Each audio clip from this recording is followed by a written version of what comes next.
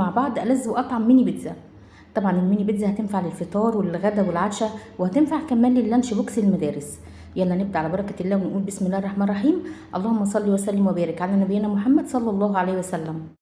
اول حاجه معايا في المكونات، معايا كوبايه ميه دافيه، ضفت عليها معلقه كبيره من الخميره الفوريه بمقدار 16 جرام، ضفت كمان معلقتين من السكر بمقدار 25 جرام، هضيف 4 معالق من الزيت بمقدار 70 ملي من الزيت.